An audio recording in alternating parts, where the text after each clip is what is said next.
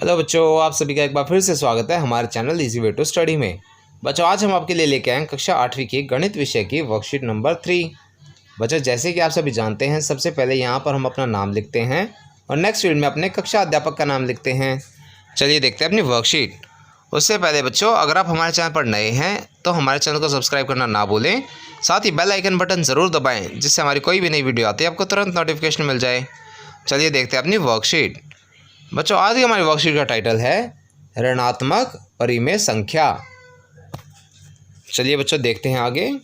बच्चों, यहाँ पे हमें एक तालिका दी गई है जिसमें हमें कुछ उदाहरण दिखाए गए हैं। पहले में कथन है।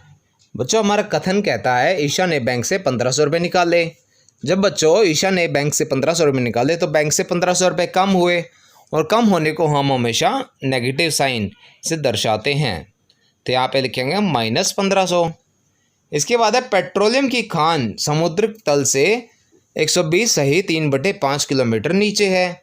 बच्चों, जब समुद्र तल से नीचे है तो समुद्र तल को हम ज़ीरो लेवल पे मानते हैं।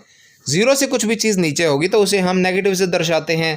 तो यहाँ पे लिखा गया है -120 सही 3/5।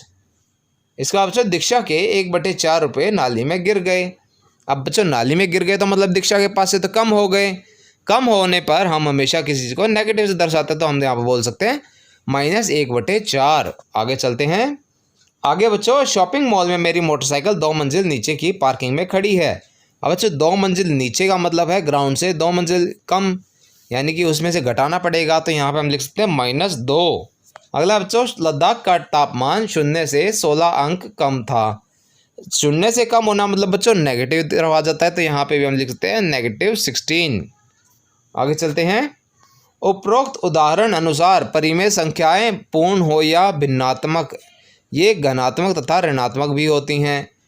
एक ऐसी परिमेय संख्या जो ना तो ऋणात्मक हो ना ही धनात्मक, वह है बच्चों 0। आगे चलते हैं।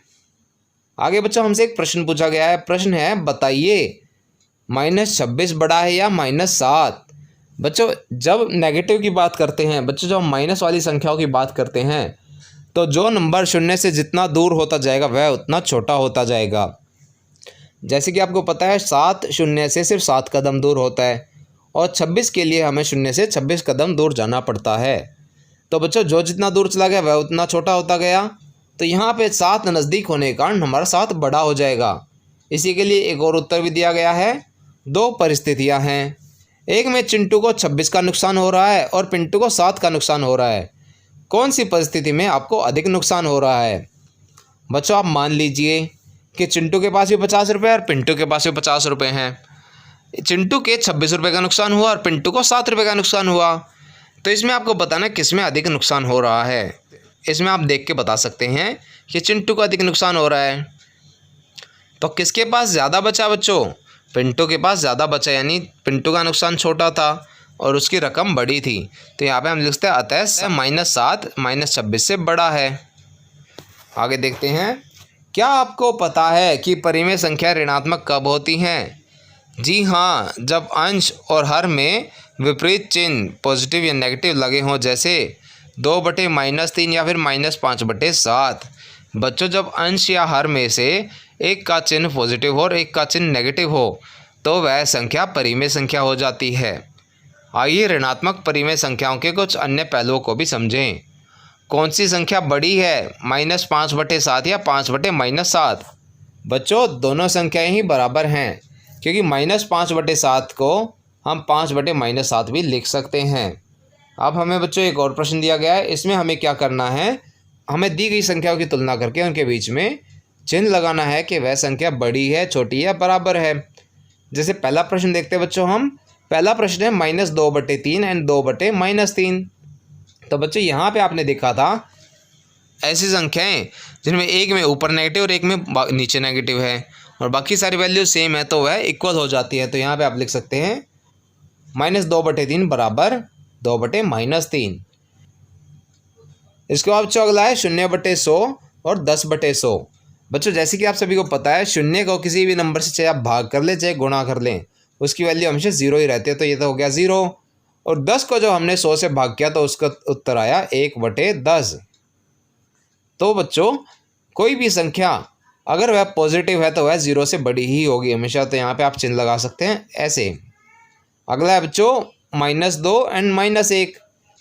बच्चों जैसे कि आपको पता है, शून्य से कोई भी नंबर जितना दूर जाता जाएगा वह उतना ही छोटा होता जाएगा। और हमारा -1 है शून्य से 1 कदम दूर और -2 है शून्य से 2 कदम दूर, तो 2 हमारा दूर हो गया, इसलिए वह छोटा हो गया। तो यहाँ पे हम निशान लगा सकते हैं ऐसे। अगला है बच्चों -56 और 2।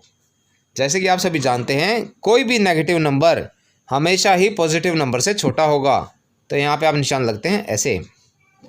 अगला है -5/9 और 5/-9। जैसे कि बच्चों आपने ऊपर उदाहरण में देखा था, ऐसी संख्या हमेशा बराबर होती है, तो आप यहाँ पे ऐसे निशान लगा सकते हैं। अगला है बच्चों 27/7 और 6/7। 27/7 का बच्चों अंदाज़न आप यहाँ पे 3.9 लिख सकते हैं। जब आप भाग करके देखेंगे तो इसके आसपास ही उत्तर आएगा। और 6/7 को आप लिख सकते हैं 1.1 के बराबर।